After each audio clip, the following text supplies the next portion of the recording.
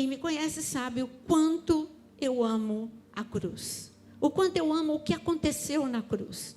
O quanto eu amo o que naquele dia, há 2000 anos atrás, aconteceu e foi planejado desde a fundação do mundo. Sabe aquela coisa, aquele plano em detalhes, aquele plano que não iria faltar, aquele plano em que o coração do Pai, porque era um plano de libertação, de resgate, e o Pai ansiava para que esse dia chegasse, o Filho ansiava para que esse dia chegasse, e eu posso ler 800 mil vezes o que aconteceu na cruz do Calvário, mas 800 mil vezes eu me apaixono, porque é fantástico. Que amor é esse?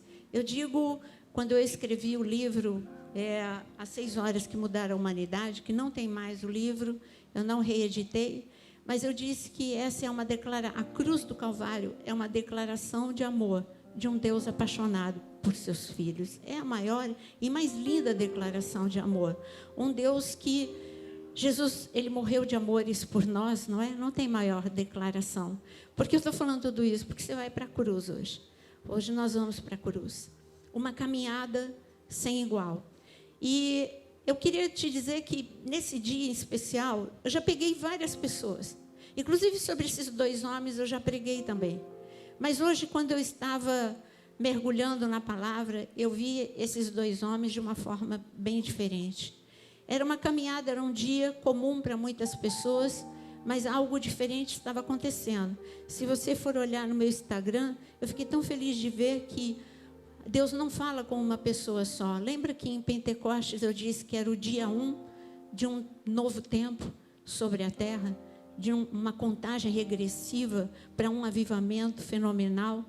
Hoje eu li de um grande profeta nos Estados Unidos, ele dizendo, em Pentecostes, foi startado o dia 1 de um novo tempo. Era a mesma coisa. Eu falei, Deus, como é bom que o Senhor não fala com uma pessoa só. Mas então, há 2000 anos atrás, parecia um dia normal, o dia da crucificação. Parecia que todo mundo ia fazer o seu cotidiano, tomar café da manhã, almoçar, jantar, alguns trabalharem, era feriado, então ali a maioria não estava trabalhando, então alguns estavam preparando o dia para a Páscoa, mas era um dia normal. E cuidado, o dia que Jesus voltar vai ser assim, vai ser um dia normal. Você precisa todos os dias estar preparado, como Eli Bardavi, que ele diz, quando a gente vai lá para Israel, ele sempre fala que ele vive todo dia como se fosse o último dia.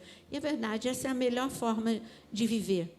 Mas, indo para a cruz do Calvário, tinha Jesus, e eu gostaria que você abrisse João capítulo 19. Depois nós vamos para outro texto também, registrado sobre esse momento. Só queremos ver dois olhares do mesmo momento. Em João capítulo 19, deixa aberto. E eu digo para você que nesse momento, 3 homens estavam indo para a cruz do Calvário. Sim, 3 homens. Não é só Jesus, não, 3 homens. Jesus e os 2 malfeitores. Os 2 malfeitores estavam vivendo, era o dia pior da vida deles, é lógico, o dia da morte. Ali parecia que não tinha mais jeito, a vida deles não tinha mais jeito, tudo tinha chegado ao fim. Era o dia que eu chamaria, você está em João, em João 19, mas eu vou ler para você Oséias capítulo 2. Esses 2 homens, eles estavam vivendo o que a gente pode chamar de Vale de Acor, que é o que eu vou ler para você. Está escrito em Oséias capítulo 2, no versículo 16, dizendo, eu vou atraí-lo para um deserto e vou falar com carinho. Ali eu devolverei a ela, está falando da nação de Israel, as suas vinhas, e farei do vale de Acor uma porta de esperança. Acor, você já deve ter ouvido isso várias vezes. Acor é dificuldade, Acor é problema. E todos nós temos o nosso vale de Acor. Só que o vale de Acor daqueles 2 homens era um super vale, era o último dia, era condenação, não tinha jeito, o julgamento já tinha saído e eles iriam morrer. Era uma questão de horas e eles estariam mortos. Não, era um problema irreversível. E quantas vezes bate algumas coisas chegam na nossa vida e parece que é irreversível também. E aqueles homens, eu fico imaginando o que aqueles homens estavam pensando. Eu acho que era um misto de coisas. O medo de enfrentar a cruz, porque eles sabiam como que era uma morte cruel. Eles estavam com ódio dos romanos, eles estavam com raiva do mundo. Era um misto de sentimento que estava no coração daqueles homens. Só que eles estavam perdendo algo muito lindo. Sabe quem estava andando no meio deles? Jesus. Ainda que parecesse que Jesus não ia fazer nada. E eu quero te dizer que muitas vezes acontece a mesma coisa. Você está vivendo o teu momento, o pior momento da tua vida, e parece que Jesus está silencioso. Lembra, eu sempre cito, quando veio o diagnóstico do câncer, parecia que eu estava andando e Jesus não estava fazendo nada. Afinal de contas, eu queria um milagre. O milagre de ser curada instantaneamente. De eu chegar no médico e, a próximo exame, ele dizer, não tem mais nenhuma célula maligna. Mas não foi assim. Eu continuei andando e Jesus do lado. E parecia que Jesus não estava fazendo nada. Porque eu fui para a cirurgia. E lá na cirurgia foi constatado, sim, é um tumor. É um tumor, é invasivo. Tudo bem, é pequeno, mas é invasivo. E eu não escapei da radioterapia. Jesus estava do meu lado, mas parecia que Jesus não estava fazendo nada. E ele estava fazendo tudo. E eu achava que ele não estava fazendo nada. A sensação é essa, esse silêncio. Mas ele está falando, olha, é no Vale de Acor que eu transformo em porta da esperança. Você acredita nisso? Eu não sei o que você está vivendo. Olha, eu tenho uma certeza que não é pior do que aqueles 2 homens. Aqueles 2 homens era o último dia, literalmente. Não estou falando de poesia. Eu não estou falando de nada figurado. Era o último dia daqueles homens. Era pior do que isso. Eram as últimas horas daqueles 2 homens. Não tinha nada pior para acontecer na vida deles. E Jesus estava no meio. E Jesus estava andando. E Jesus estava silencioso. Era a vida no meio da morte. Mas eles não perceberam. Sabe, quando a gente fica muito mergulhado nos nossos próprios problemas, a gente não percebe os movimentos de Deus. Os movimentos de Deus não são tão barulhentos quanto a gente gostaria. Talvez eles gostariam que Jesus dissesse assim, olha, estou dizendo, algo vai acontecer, calma, eu vou fazer uma intervenção, eu vou fazer algo na vida de vocês, mas silêncio. Talvez você gostasse que hoje tivesse batido na tua porta. Quantos que não gostam disso? Muitas vezes as pessoas até entram em engano de tanto que tem esse desejo. Que algum profeta batesse na tua porta e dissesse assim, eis que te diz o Senhor, amanhã, às 5 horas da manhã, o teu problema estará resolvido. Quantos não gostariam? Quem gostaria? Levanta a mão. Sem medo. Gente, todo mundo gostaria. Se você é humano, você gostaria. Não fica com vergonha, não. Vou perguntar de novo. Quantos gostariam de receber uma batida na porta desse jeito? Eu gostaria de receber de vez em quando essas batidas. Mas de vez em quando a gente recebe umas batidas na porta tão estranha. Lembra de uma vez que eu disse que bateu na porta a Lilian e 2 intercessoras de Xerém para me carregar lá na minha sala. Não, nós vamos fazer uma coisa doida. E fizeram uma coisa doida mesmo. Me carregaram e disseram assim, olha, assim como nós estamos te carregando, Deus está te dizendo que você vai viver um vale, que você vai estar sozinha, vale da sombra da morte, e você vai estar sozinha. Essa batida eu não queria receber, não. Olha, eu quero receber a Lilian, as intercessoras para um cafezinho, mas eu preferia que elas batessem na porta com outra, mas o recado estava lá, o recado que eu precisava. Mas, do mesmo jeito que nós te carregamos, você não vai estar sozinha, Ele vai te carregar todos os dias. Como eu me agarrei nessa palavra quando o dia chegou. Quando o dia chegou, eu só falava, Senhor, eu só não morro porque o Senhor está me carregando. Eu só não desisto porque eu sei que o Senhor mandou 3 malucas bater na minha porta e dizer que o Senhor está me carregando. Às vezes o movimento e a resposta de Deus não vem do jeito e nem na hora que você quer. E esses 3 homens, esses 2 homens podiam ter a experiência da vida deles. E eles estavam perdendo, porque eles estavam mergulhados nos seus pensamentos. Eles estavam mergulhados no ódio. Eles estavam mergulhados na raiva. Eles estavam mergulhados no medo. Eles estavam mergulhados em muitas coisas. Os pensamentos eram um turbilhão de pensamentos. E eles não perceberam que Jesus estava andando do lado deles. Põe a mão no teu coração e fala: Senhor, me dá sensibilidade para perceber quando o Senhor está andando do meu lado. Mesmo que tudo diga que não, eu sei que o Senhor não me deixa, o Senhor não me abandona. Que o Senhor te dê sensibilidade. Tenha essa certeza. Jesus, Ele não te deixa e Ele não te abandona. Quando Ele não deixa que ninguém fale: olha, eu estou orando por você, é porque Ele quer que você tenha uma experiência pessoal com Ele. Quando Ele não permite que ninguém te dê uma palavra de consolo, é porque Ele está no controle e Ele está dizendo: eu quero que você tenha uma experiência comigo. Eu não quero que você tenha uma experiência com alguém. Eu quero que você tenha uma experiência comigo. Eu quero te levar para um vale que se chama... Eu quero te tirar do vale que se chama Acor e te levar para uma porta. Eu sou a porta. Jesus é a porta. Fala comigo: Jesus é a porta. E Ele está dizendo: eu quero te levar para a porta que sou eu. Eu sou a tua esperança. O mundo não pode ser a tua esperança. O mundo vai de mal a pior. As pessoas frustram, as pessoas nos entristecem, mas eu nunca vou te entristecer. Mas presta atenção. Às vezes eu sou silencioso, olha para o lado, mas eles não olharam. Chegaram na cruz do Calvário sem olhar. E por que é que eu digo para vocês que os 2 chegaram desse jeito? Não, mas eu já li a Bíblia. Eu sei que um deles se voltou para Jesus. Não foi assim de imediato. Por isso que eu pedi para você abrir em João capítulo 19. O Senhor, no primeiro momento, não foi assim. Espera aí que eu fui para Oséias, dá um desconto para mim. Em João, capítulo 19, grudou minha página.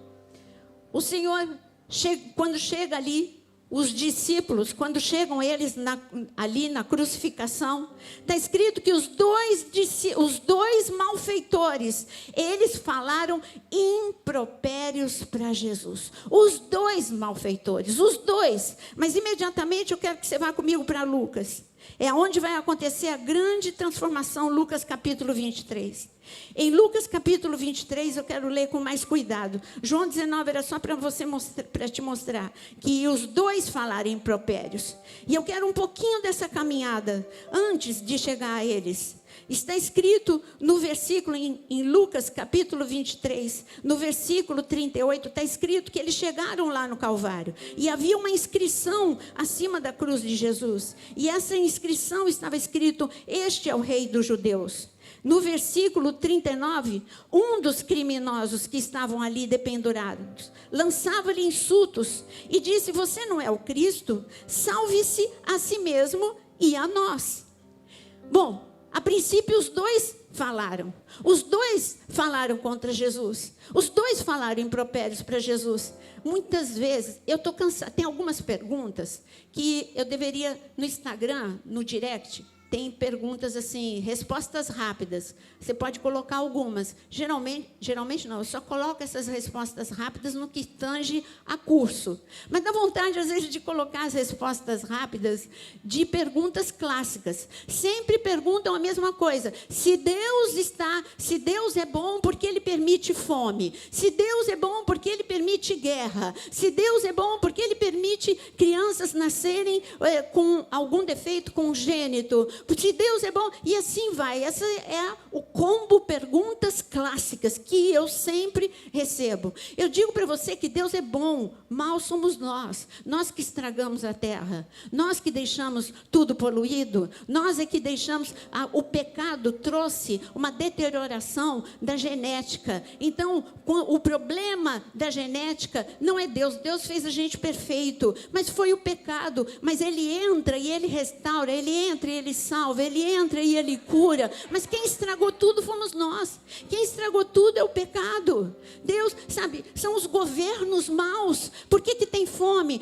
Porque nós fizemos mau uso da terra e tem todo esse descontrole climático. Porque nós usamos mal, muitos governos maus fazem mau uso do dinheiro. E assim vai, as respostas é o homem é mau e Deus é bom. Diz comigo, Deus é bom.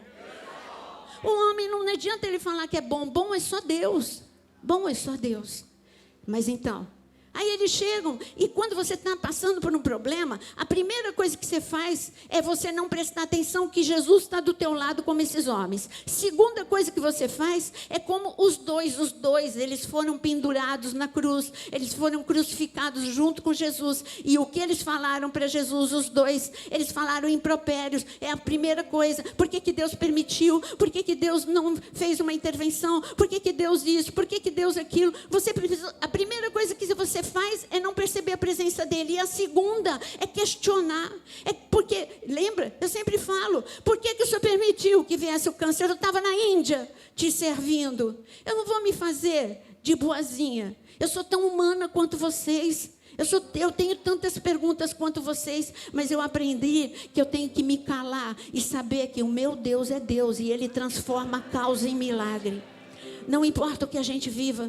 Esses dois homens, eles estavam diante do Rei dos Reis, o Senhor dos Senhores. Eles estavam diante daquele que estava morrendo por amor a eles. E eles estavam falando contra ele. Como pode? Aí você fala, como pode? Não fala assim, como pode. Muitas vezes você faz isso. Muitas vezes você faz isso. E aqui, quando nós chegamos neste momento que eu acabei de ler, no versículo 39... Quando você lê comigo, um dos criminosos, tudo começou a mudar agora. Quer dizer que eram dois falando de Jesus, contra Jesus. Agora é só um deles. Por que um se calou? Porque é assim quando nós enfrentamos algum problema. Alguns tiram o melhor proveito. Como é que eu vou tirar o melhor proveito do problema? Quando você decide, eu sei de uma coisa, que eu não morrerei. Como está escrito, viverei e não morrerei. Você pode falar isso? Viverei e não morrerei. O Salmo 118 fala isso. Viverei e não morrerei. O salmista fala isso. Mas você fala, como é que eles iam dizer viverei e não morrerei se eles estavam na cruz? Eles estavam a alguns momentos para a vida deles ser retirada. Eles iam morrer. Como assim? Como assim? Porque essa vida aqui, ela é um sopro, lembra? Eu falei isso na quarta-feira. Mas a vida eterna estava diante deles. Mas se Jesus quisesse, Ele tirava os dois dali. Eu só quero te dizer que o Senhor, Ele é poderoso para te salvar, para te resgatar. Ele é poderoso para reverter qualquer sentença. Foi Ele que tirou Daniel da cova dos leões. Foi Ele. Era impossível. Como assim? As feridas em Jó estavam tão profundas. Elas fediam. As feridas de Jó eram tão purulentas que ele disse que ele tinha que raspar. Ninguém queria raspar as feridas dele. Como que Deus fez com que ele fosse curado e recebesse uma pele nova, com uma palavra, a pele dele, do alto da cabeça à planta dos pés, ele foi revestido de pele nova. Como pode isso? Como pode? Ele que perdeu tudo financeiramente, tudo. E Deus fez este homem mais próspero do que ele era antes de perder tudo. Deus é o Deus que reverte as finanças. Eu creio tão fortemente que Deus vai fazer milagre na vida de todos nós financeiramente. Porque está escrito que nos últimos dias a riqueza dos ímpios viria para a mão do povo dos justos, com um propósito, para que fôssemos levar o evangelho pelos 4 cantos do mundo. Eu creio firmemente que Deus vai te fazer prosperar como Ele fez José. Ele tirou José da cova e colocou no palácio com um propósito, porque José, ele ia ter celeiros cheios para abençoar o mundo todo, não só o Egito, mas Canaã. E eu digo que você vai abençoar quem serve a Deus e quem ainda não conhece a Deus, como José. E as pessoas que não conheciam ainda a Deus, quando viram José, falaram assim para José: o espírito de vida está sobre você, você tem nos dado semente de vida. Já pensou? As pessoas lá no Egito falaram para José: você tem nos dado semente de vida. E eles viam Deus na vida de José. Deus vai fazer isso na tua vida. Tenha certeza. Eu creio. Não é para te iludir, não é para você ficar um pouquinho mais animado. É o que eu creio. Da mesma forma como eu creio que Jesus está voltando, eu creio que a igreja, antes de Jesus voltar, prospera. E antes de Jesus voltar, nós vivemos o grande avivamento. Eu não vejo a hora de ver essa rampa sendo invadida por pessoas que a gente está aqui, por exemplo, eu estou falando e ainda nem fiz o apelo, e vem correndo e dizendo: eu quero Jesus, eu quero Jesus. Isso é avivamento. Não confunda avivamento com uma sensação. Não confunda avivamento com um tremer, ou só com o falar línguas. Tudo isso vem no avivamento, mas o mais importante do avivamento é conversão em massa. O mais importante do avivamento é transformação de vidas. A transformação já começou na tua vida? Se começou, é o avivamento que está sobre a sua vida. Não espere só por momentos e sensações. Mas como eu estava falando, aquele homem, de repente, um deles, eu não sei o nome dele, eu sei que eram 2 malfeitores. Um dos malfeitores, lá no céu, lembra o meu caderninho? Eu vou falar: Senhor, um dia eu vou ter eternidade para isso. Você fala: mas teu caderninho é grande. Eu sei que o meu caderninho é grande, mas eu vou ter eternidade para isso. E eu vou falar: Jesus, me apresenta os anônimos, porque eu sempre fui apaixonada pelos anônimos da Bíblia. Eu quero ver, cadê a escrava de Naamã? E aí o Senhor vai me mostrar. Agora me mostra aquele malfeitor. Eu só conheço como malfeitor. Deixa eu ver o rosto dele, deixa eu conversar com ele. E eu vou falar com ele: como é? Em que momento que você começou a ser atraído pelo amor de Deus? Você em algum momento olhou para Jesus e viu que ele era diferente. Em algum momento você parou de olhar para o teu próprio problema, você parou de olhar para a raiva que você tinha, e você olhou para a solução, você olhou para a vida, você olhou para o príncipe da paz. Em que momento aconteceu isso, rapaz? Como foi? Você estava andando lado a lado, você levantou a cruz, você xingou. Em que momento que você fez isso? Talvez ele me diga: foi o momento em que eu mais tive medo. Talvez ele me diga: no momento que eu vi que a minha vida não fazia sentido, eu olhei para ele e ele não estava desesperado. Eu estava desesperado. Ele não estava desesperado. Ele tinha paz e eu não tinha paz. Eu olhei, eu tinha ódio, ele tinha amor. Eu vi que eu era do lado do avesso. Ele amava aqueles opressores. Eu ouvi. Talvez ele diga: Naira, eu ouvi com os meus ouvidos. Você leu. Eu ouvi ele dizer: Pai, perdoa, porque eles não sabem o que fazem. E aí? Será que você está do ladinho de Jesus? E você ouve Jesus perdoando todo mundo? E você fala: não, mas Jesus, vira o rosto para lá, porque eu tenho direito a ter raiva, eu tenho direito a ter mágoa, eu tenho direito. Só não viu o que a vida fez comigo? Talvez ele contasse uma história triste, esse malfeitor. Sabe por que eu virei desse jeito rebelde? Matei um monte de romanos, porque eu fui traumatizado, porque eu vivi uma infância duríssima, porque eu não tive amor. Você já viu que você tem um problema? O teu problema é o mesmo de Adão: justificar os teus erros. Para de justificar os teus erros. Começa agora a falar: Senhor, eu vou olhar para a tua luz, porque quando eu olho para a tua luz, eu enxergo a minha escuridão, e eu tenho vergonha da minha escuridão. Tá bom, eu tive uma infância difícil, mas o Senhor transforma a minha infância agora numa juventude, numa velhice feliz. O Senhor pega a ruína e transforma em milagres. Esse é o Deus que eu sirvo. Para de justificar os teus erros. Eu não gosto, sabe, esses testemunhos: eu sou assim porque me fizeram assim. Você coloca na conta dos outros tudo bem, tudo isso que aconteceu na tua vida é fato, é real, mas Deus te deu uma capacidade de sair do vale de Acor e entrar na porta da esperança, e o mundo todo pode ver que você é um imparável na mão de Deus. Para de ficar no vale de Acor, curtindo o teu vale de Acor. Ai, o meu vale de Acor. O teu? O meu é pior. Não, o teu é pior. Não, é o meu que é pior. Aí começa um falar do vale de Acor do outro. Que tal um contar a porta de esperança? O dia que você decidiu entrar pela porta da esperança. Eu quero saber quantos aqui querem entrar hoje pela porta da esperança. de ficar chorando. Para de olhar para trás. Lembra, eu disse isso. Eu estava lendo, nem foi no devocional, eu estava lendo sozinha. Eu estava lendo, porque eu amo falar do primeiro, do segundo templo, do tabernáculo. E eu estava lendo ali sozinha, quando foi a inauguração. Não, nós estamos lendo agora do primeiro templo. Mas eu estava vendo a reação diante da inauguração do segundo templo, que não era tão bonito quanto o primeiro templo. E ali está escrito que tinha duas atitudes. E eu falei já isso, acho que foi quarta-feira, mas eu quero ressaltar para você.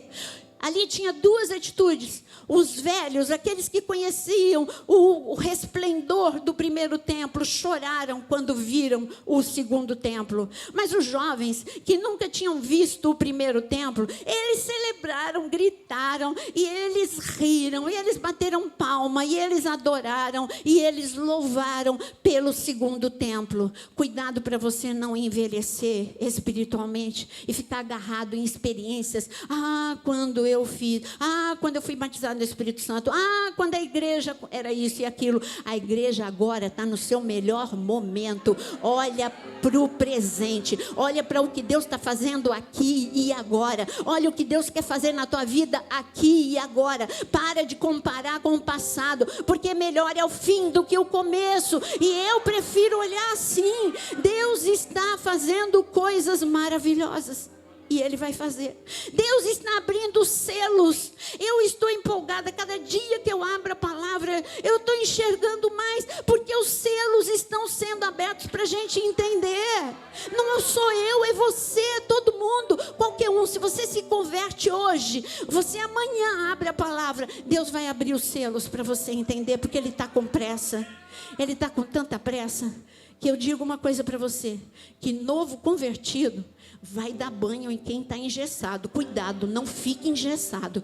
Cuidado com a tua religiosidade. Cuidado com a tua segurança nas muitas letras que você acha que você sabe. Porque Jesus está dizendo, eu estou ensinando algo novo e vivo para a última geração, para a geração da última hora. Eu tenho coisas para falar para vocês que vocês não imaginam. Vocês vão andar numa velocidade porque eu quero remir o tempo. Deus quer remir o tempo na tua vida. Deus quer remir o tempo na minha vida. Deus quer remir o tempo no Brasil. Não se desespere. Eu vejo todo mundo meio que desesperado. Eu olho e eu falo, eu não me desespero. Estou firmada na profecia. O Brasil é celeiro do mundo.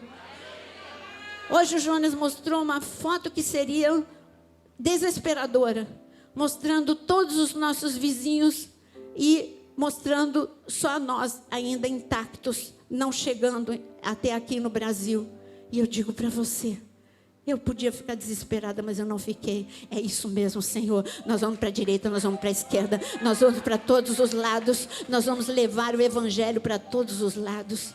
Essa liberdade nossa não vai ser roubada em nome de Jesus. Você crê? Então vamos orar pelo Brasil. Senhor, nós queremos te louvar pela nação do Brasil. Nós amamos essa nação. Senhor, eu não me desespero. Eu olho para ti, eu faço como aquele malfeitor. Ele podia ter ficado desesperado e perder a oportunidade de falar contigo, e perder a oportunidade de ir para a porta da esperança. Mas esse homem se agarrou à esperança. Esse homem olhou para ti como nós estamos olhando para ti. Nós sabemos que o Senhor está guardando o Brasil. Nós sabemos, Senhor, que o maligno não vai tomar posse do Brasil. O Brasil tem promessa. O Brasil vai prosperar. O Brasil, Senhor, vai ser bênção em todas as nações. Por isso nós te louvamos pela nação que o Senhor nos concedeu. Oramos pelos nossos vizinhos, que haja paz, que haja sossego, que haja prosperidade sobre eles, e capacita-nos para levarmos o Evangelho por todos os lugares, em nome de Jesus. Amém. Em algum momento esse homem falou, não vou ouvir mais quem está falando ao pé da cruz. Não vou ver as pessoas que me abandonaram aqui. Os amigos dele tinham vergonha dele. Talvez os familiares também não estivessem lá. Eu não vou ficar com um olhar em quem me deixou, não vou ficar com um olhar em quem me abandonou, não vou ficar olhando os romanos e alimentando a raiva, eu não vou olhar para ninguém, eu não vou olhar nem para o meu amigo que está na minha mesma condição que eu, o outro malfeitor. Eu só sei de uma coisa, que eu não quero mais fazer o que ele está fazendo. Eu quero sair do vale de Acor, eu quero olhar para o amor de Jesus. Ele é amor. Ele é amor. Se ele ama aqueles que o crucificaram, acho que sobrou um pouquinho de amor para mim. Talvez ele tenha pensado nisso. Ele é amor. Eu preciso da paz que tem nele. Eu preciso do amor que tem nele. Sabe de uma coisa? Eu preciso dele. E daqui a pouco, esse homem que estava crucificado do lado de Jesus, ele viu algo fenomenal acontecer. Isso tudo aconteceu entre 9 e meio-dia. Quando chegou meio-dia, algo aconteceu. Tudo ficou escuro. Olha, um eclipse, ele não dura tanto tempo assim. Passou meia hora e nada de voltar à luz. Passou uma hora e nada de voltar à luz. E esse homem começou a dizer, ele é especial. Eu já estou entendendo. Ele é o Messias. Porque esse homem era judeu. Esse homem, esse malfeitor era judeu. Ele ouviu, como todo mundo, que o Messias ia chegar, que o Messias era o Filho de Deus. Ele morava, não era em outro país, ele morava em Israel, ele estava em Jerusalém. Ele sabia que tinha um que se dizia Filho de Deus, que curava, que libertava e que dizia que salvação tinha chegado. Então tudo isso veio à memória. Não, escureceu, o sol escureceu. Ele é o Filho de Deus, só pode ser isso. Ele é o Filho de Deus. Se ele é o Filho de Deus, ele vai me ouvir. Você sabe que Jesus é o Filho de Deus? Então fala, Senhor Jesus, eu confesso com os meus lábios que eu reconheço que Tu és Deus e que Tu és Filho de Deus. Ele é Filho de Deus. Aquele homem falou, agora eu vou conversar com ele. E quando o amigo continuou a falar impropérios, agora o amigo disse, me tira daqui. Como que o amigo falou isso? Leia comigo de novo. Versículo 39. Um dos criminosos que ali estavam dependurados, lançava-lhe insultos e disse, você não é o Cristo? Salva-se a si mesmo e a nós.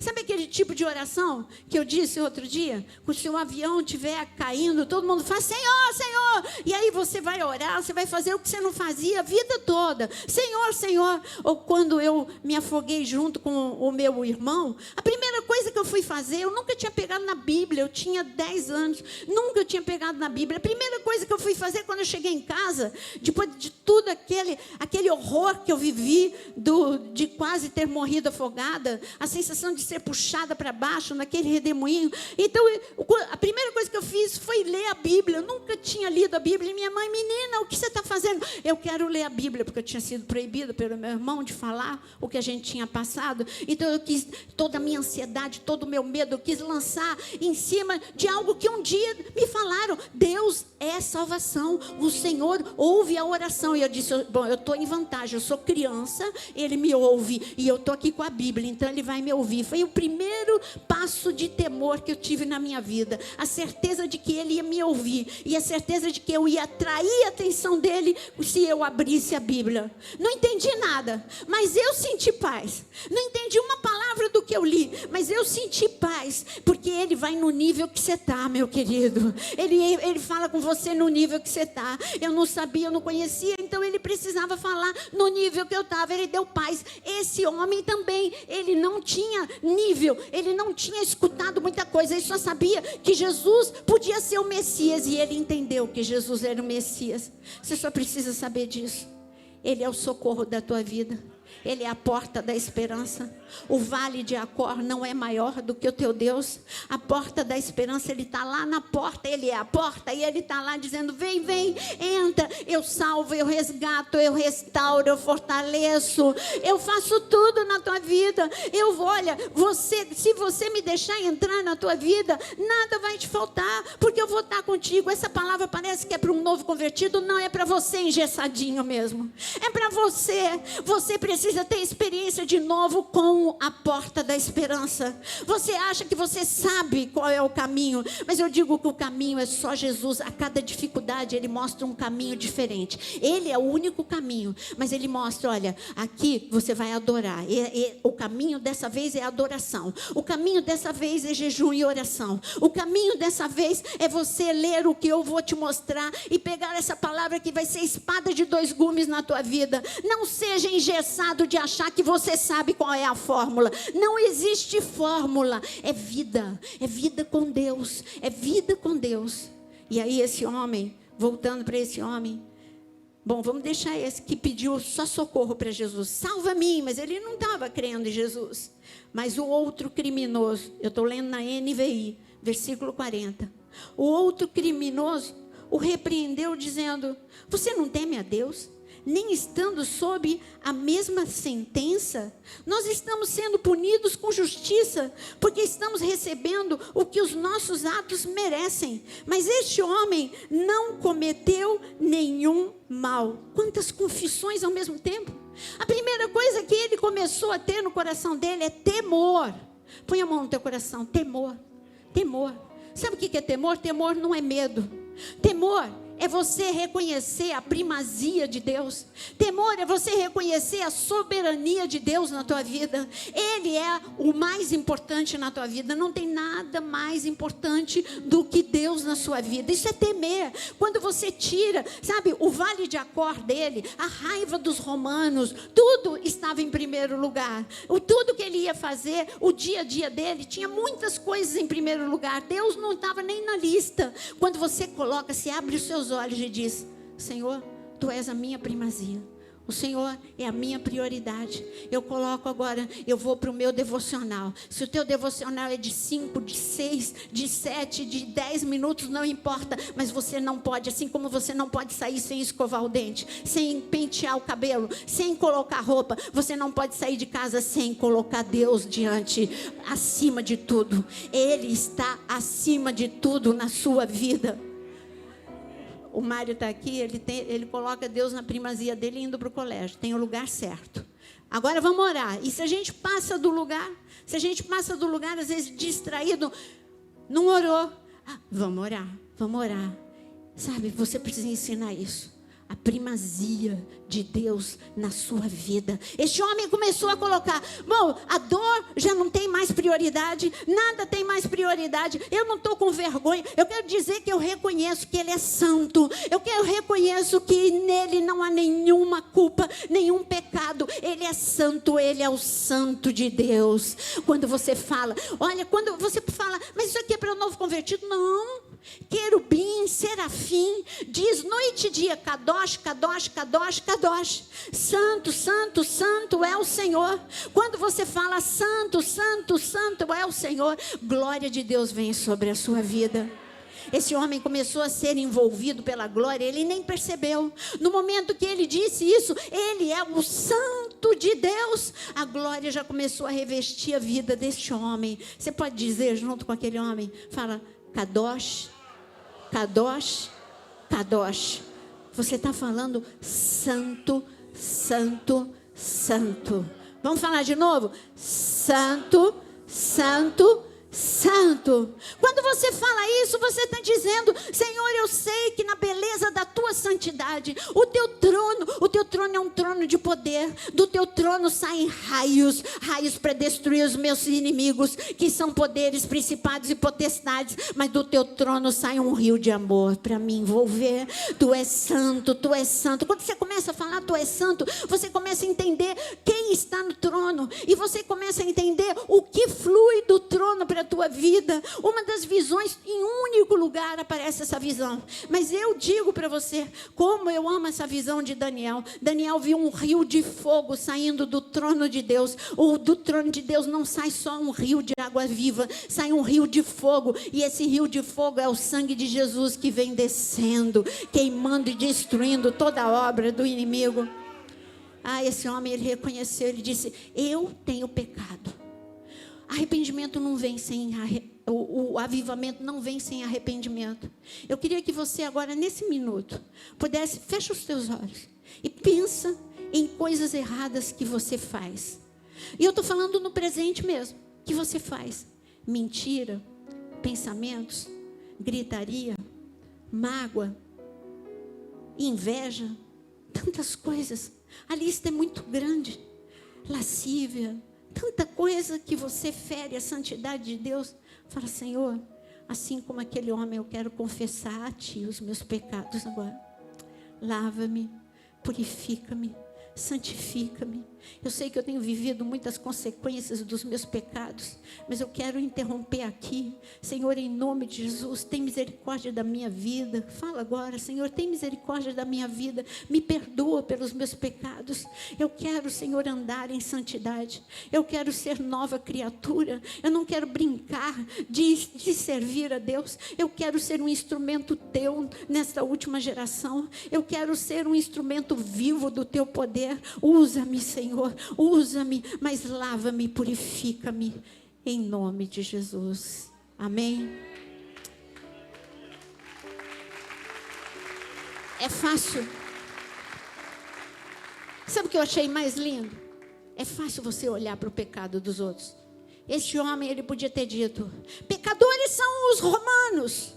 Pecadores são essa multidão aqui que não está fazendo nada. Está vendo um inocente morrer e não está fazendo nada. Olha, pecador é você, você fez pior do que eu. Não, ele disse: eu sou pecador, eu errei. Eu estou nessa situação porque eu me coloquei nessa situação. Então, para de olhar para os outros e olha para você mesmo. Você ganha muito mais quando você olha para a sua própria vida. Não sou eu que estou falando, é Jesus. Ele disse para você parar de olhar para o cisco no olho do teu irmão, porque no teu pode ter um argueiro. Cuidado, cuidado com essa vida de dedo estendido, de acusação. Cada um cuide para que não caia. Quem está em pé, cuidado para que não caia. Cuidado para não tropeçar. Fica falando dos outros, você vai tropeçar na primeira pedra que está na tua frente. Usa a tua vida para edificar. Usa a tua vida para estar na presença de Deus e dizer: Senhor, eu sou um pecador, todos os dias eu preciso rever o que eu estou fazendo com a minha vida, senão eu vou desviar, senão eu vou morrer, senão eu vou ficar morno, senão eu vou esfriar. Eu quero cuidar da minha vida. Cuida da tua vida. Aliás, é Jesus que diz: acautelai-vos por vós mesmos. Isso está escrito em Lucas capítulo 21, sobre os últimos dias. Em outras palavras, está bonito, acautelai-vos por vós mesmos. Está muito bonito, mas trazendo para o português, cuida da tua vida. É isso que Jesus disse. Cuida que aí você não vai tropeçar. E esse homem cuidou da vida dele. Sabe uma coisa? Eu estou a horas de morrer. Eu quero cuidar da minha vida. O Senhor... Primeiro ele falou com o amigo dele. Fica quieto aí. Não fala nada dele, não. Agora é comigo. Engraçado. Às vezes eu fico com mais problema quando falam de Deus do que falam de mim. Eu fico assim, meu coração fica estremecido quando alguém começa a falar alguma coisa contra Deus. E esse homem, ele agiu dessa forma. Agora vamos ver, o diálogo continuou. Então ele disse: Jesus, eu estou no versículo 42. Nós vamos ler só até o 43. Então ele disse: Jesus, lembra-te de mim quando entrares no teu reino. Ele fez duas declarações. Jesus, eu sei que o Senhor está me dando uma oportunidade. Essa é a minha última oportunidade. Aquele homem agarrou a última oportunidade da vida dele. O outro deixou a última oportunidade ir embora. Aquele homem decidiu: eu não quero que a minha vida acabe como o diabo queria que acabasse. Eu hoje me levanto para dizer: a minha vida está no controle de Deus. Ela não vai acabar do jeito que o diabo queria que acabasse. O outro deixou acabar do jeito que o diabo queria que acabasse. Vida perdida, vida desperdiçada, e ainda foi para o inferno. Uma vida totalmente perdida. Você já viu que hoje não tem mais pregação falando de céu e de inferno? Mas eu falo, tem céu e tem inferno. Por isso, aceita Jesus como teu Senhor e Salvador, porque o céu ainda existe. Não é porque você está no século 21 que não existe mais inferno. O inferno ainda existe, o diabo ainda existe, e graças a Deus que o céu existe. O céu é de verdade. O céu é de verdade. Eu quero ir para o céu. Você quer ir para o céu? Você tem um inimigo que não quer que você vá para o céu. Mas esse homem disse: lembra-te de mim. E aí Jesus só faltou responder para ele: lembrar? Eu nunca parei de pensar em você. Você sabia que muitos anos antes de você nascer, está escrito em Isaías 52, depois você lê na sua Bíblia, está escrito que ele orou, ele foi crucificado entre os malfeitores e ele orou por eles. Isso está escrito em Isaías. Ele lá atrás já tinha dito o plano dele. Ele já tinha orado por aquele homem. Antes daquele homem encontrar com ele, Jesus já tinha orado. Ele é o teu intercessor, sabia disso? Ele já tinha orado antes de você chegar aqui. Ele já estava orando por você. Ele sabia que você estaria aqui. E ele estava orando para que você hoje pudesse responder ao chamado dele. Sai do vale de Acor, vem para a porta de esperança. Para de olhar para o teu problema, olha para mim. Para de olhar para as pessoas e olha para mim. Para de olhar para as dificuldades e olha para mim. Eu posso reverter o que você está vivendo. E ele disse: lembra-te de mim, Senhor, quando entrares no teu reino. Ele estava dizendo: teu é o reino, teu é o poder, tu és o Deus Todo-Poderoso. Eu estou reconhecendo não só que tu és o Messias, mas que o Senhor é o Rei dos Reis e Senhor dos Senhores. Esse homem confessou. Eu não sei você, sabe, às vezes você coloca o príncipe desse mundo como maior do que o Rei dos Reis e Senhor dos Senhores. Quando você começa a ficar desesperado, você está dizendo que o príncipe desse mundo é maior do que o Rei dos Reis e o Senhor dos Senhores. Mas eu queria te convidar a ficar em pé, para você confessar agora com os teus lábios que Jesus é o Rei dos Reis e Senhor dos Senhores. Agora, para que o inferno possa ouvir, fala: Senhor Jesus, eu confesso com os meus lábios que tu és o Rei dos Reis, Senhor dos Senhores.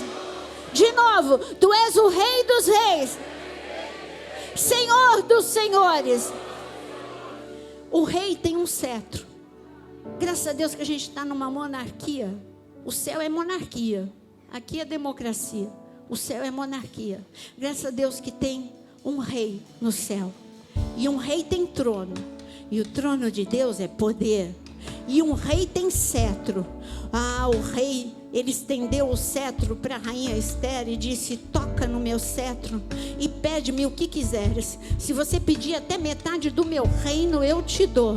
E o Senhor agora, ele está estendendo, porque você confessou que ele é Rei dos Reis, Senhor dos Senhores. Ele está estendendo o cetro para você. Ele está dizendo: levanta a tua mão para tocar no meu cetro. Levanta a tua mão para tocar no meu cetro. Pede-me aquilo que tu queres, porque eu sou Rei dos Reis, Senhor dos Senhores, e eu te amo. Pede-me até metade do meu reino e eu posso te dar. Pede-me a cura, porque eu sou o Deus que cura. Pede-me a restauração, porque eu sou o Deus que transforma as tuas ruínas em restauração. Pede-me agora e eu transformo o teu vale de Acor em porta de esperança. Pede-me socorro, pede-me resgate e eu te dou. Pede-me libertação e eu te dou, porque eu sou o Deus libertador. Ele é o Deus Todo-Poderoso. E ali Jesus respondeu com a melhor palavra que ele poderia responder. Ele fez um duplo pedido: Senhor, lembra-te de mim quando estiveres no teu reino. Por que duplo? Porque ele está falando: o Senhor é rei, então eu sei que eu posso pedir para o rei. E olha, lembra-te de mim. Aí Jesus responde o que eu quero. Você vai ler aqui, mas eu vou ler para você Isaías 51. Jesus responde para ele. Eu queria que você pegasse sua Bíblia para ler comigo Isaías 51, 3. E eu vou ler o versículo 43 de Lucas 23. Jesus respondeu: eu lhe garanto. Fala comigo: eu lhe garanto. Jesus não disse talvez, vou pensar no teu caso. Ele não disse isso. Eu lhe garanto que hoje você estará comigo no paraíso. Para a vida dele, era realmente ele ia morrer e ele ia para o paraíso.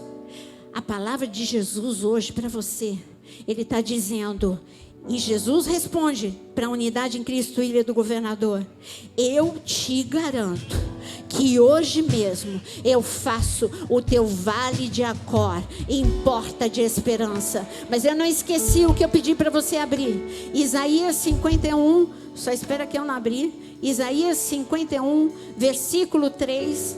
Isaías 51, versículo 3. Está escrito, peraí, Isaías 51, versículo 3, o Senhor diz: com certeza, o Senhor consolará, e põe o teu nome aí, o Senhor consolará a Naira, e olhará com compaixão para as ruínas dela, e tornará todos os desertos como Éden, os seus ermos como jardim do Senhor. Alegria e contentamento serão achados na tua vida, ações de graça e som de canções, em nome de Jesus. Você recebe essa palavra para a tua vida? Então eu quero orar agora com você. Senhor, nós cremos no Deus Todo-Poderoso. Senhor, aquele malfeitor disse: lembra-te de mim. Nós estamos pedindo, você pode orar junto comigo agora? Fala: Senhor Jesus, lembra-te de mim. Lembra-te de mim hoje. Lembra-te de mim agora. E sabe o que ele responde? Ainda hoje, com certeza, entrarás no paraíso comigo. Eu reverto a tua tristeza em alegria. Eu reverto o teu vale de Acor em porta de esperança. Eu reverto o teu deserto em Éden. Eu reverto todo lugar ermo na tua vida por mananciais de águas, porque eu sou o Deus de milagres. Em nome de Jesus, Senhor Deus Todo-Poderoso, nós te louvamos. Se você tem uma causa impossível, levanta a tua mão agora. Quero orar por causas impossíveis. Olha para essas mãos levantadas, Senhor. São tempos de grandes dificuldades, são tempos de grande sofrimento, mas para tempos de grandes dificuldades é tempo de grandes milagres. Senhor, em nome de Jesus, eu quero declarar a unção de milagres sobre cada uma dessas vidas. Nós reconhecemos, Senhor, nós nos agarramos a oportunidade que o Senhor está nos dando nesta noite. Assim como aquele homem, veremos ressurreição em nossa vida, em nome de Jesus.